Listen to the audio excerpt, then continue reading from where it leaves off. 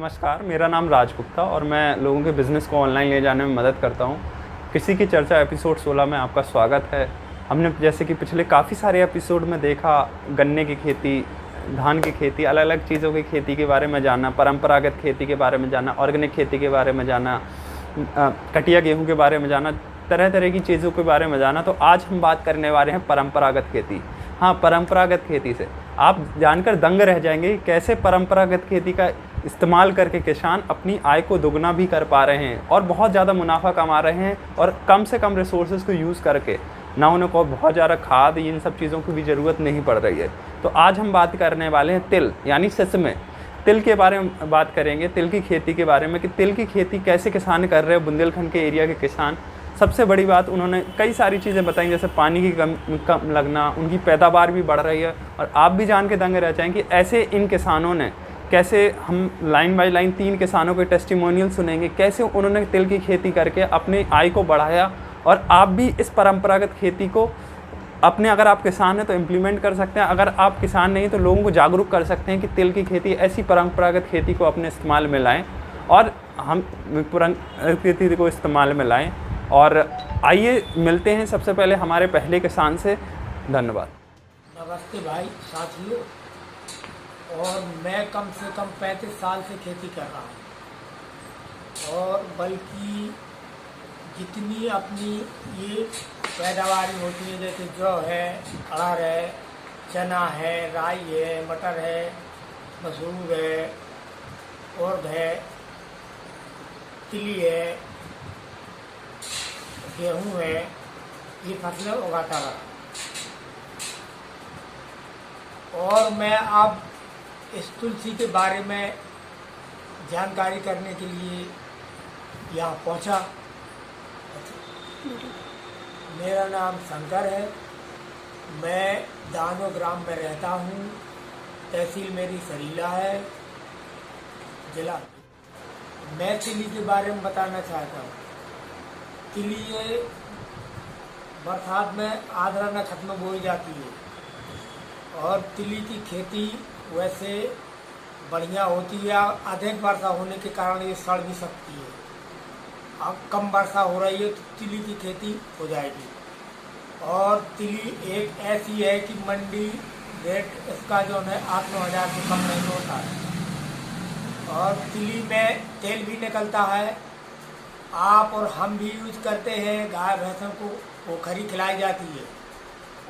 इसमें सबसे बढ़िया फसल पैदावारी में 1 एकड़ में लगभग 1.5 कुंटल के लगभग निकल सकती है। 1 एकड़ में 400 ग्राम बीज लगता है। और पानी अगर बरसाती बरस रहा है तो इसमें पानी वानी नहीं लगाया जाता है। कभी कभार अगर मौसम सूखा है तो एक आध पानी लगता है। इसकी फसल बढ़िया होती है। मैं सभी किसान भाइयों को बधाई देना चाहता हूँ कि आप भी खेती करें। हम ग्राम कचवा के हैं, तिल की खेती करते हैं। वो पहले बखराई की जाती है उसमें, और 200 ग्राम बीज के लगभग बोया जाता है। और उसमें निराई बुआई करके जब फसल तैयार हो जाती है हमारी, तो वो 1 कुंटल से 2 कुंटल तक का बीघा निकलता है। उसमें लगभग 10,000 का कुंटल, 8,000 कुंटल इसी हिसाब से बिकता है। 18-20 हज़ार बीघा तक पहुँच जाता है।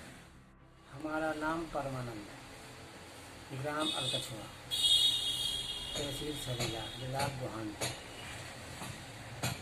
और तिली की खेती में पहले अच्छी बखराई की जाती ताकि घास फूस ना होने पाए। फिर इसके बाद उसमें 200 ग्राम के लगभग बीघा बोया जाता है।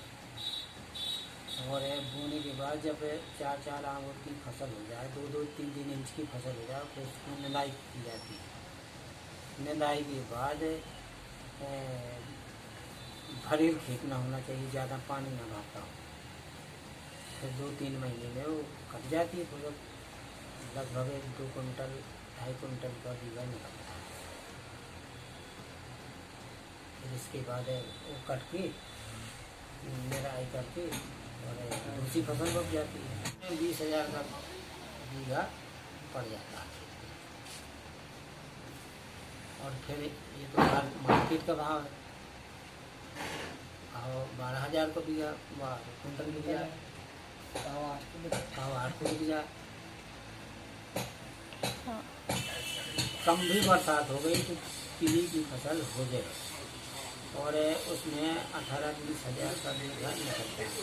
बीघा 43 डिसमल का ये करना ही। तो हमने जाना कि तिल की खेती कैसे आपकी मदद कर सकती है, तो आज को मैं कंक्लूजन प्रेजेंट करता हूँ।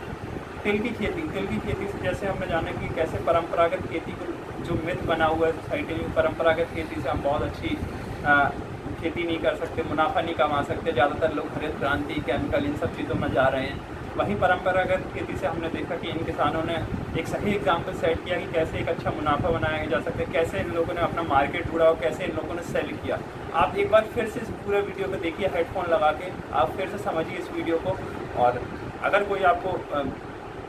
आपको कोई इन केस कोई समझ चीज़ें, डाउट है, सारी चीज़ें, आप हमें संपर्क भी कर सकते हैं हमारे इंस्टाग्राम पेज पे, आप हमें DM कर।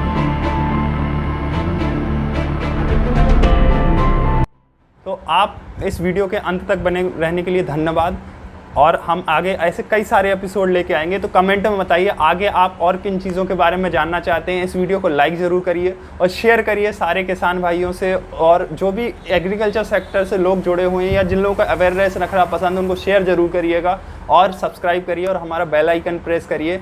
और हमारा मिशन है जैसे कि ऐसे एग्रीकल्चर चीज़ों को और एग्रीकल्चर सिस्टम्स को, ऐसे परंपरागत खेती को और इन चीज़ों को सही सरल भाषा में लोगों तक पहुंचाना। हमारे मिशन को सपोर्ट करिए। थैंक यू, धन्यवाद। और हम अंत में अपने स्पॉन्सर के बारे में ज़रूर बताना चाहेंगे, स्वामी जी सात्विक। तो स्वामी जी सात्विक स्टोर में आपको हस्त निर्मित, मतलब हाथों से बना हुआ दलिया, सत्तू, ऐसी प्रोडक्ट्स मिलते हैं जो आपकी गुणवत्ता, कोरोना के समय जैसे कि बाहर के पैकेट आइटम ना खा के आप घर का बना हुआ चीज़ खाइए। अगर आप शहर में रहते हैं, आप नहीं बना सकते, आप स्वामी जी सात्विक स्टोर से खरीदिए और हम आपको ऑल ओवर इंडिया डिलीवर करेंगे। तो अभी स्टोर की लिंक नीचे दी गई है, अभी अपना ऑर्डर प्लेस करिए। और मैंने अपना नंबर भी दिया हुआ है 7007082277, मिल जाएगा। अगर आपको कोई इशू होता है तो आप मुझे डायरेक्ट कॉल करके भी अपना ऑर्डर प्लेस कर सकते हैं। धन्यवाद।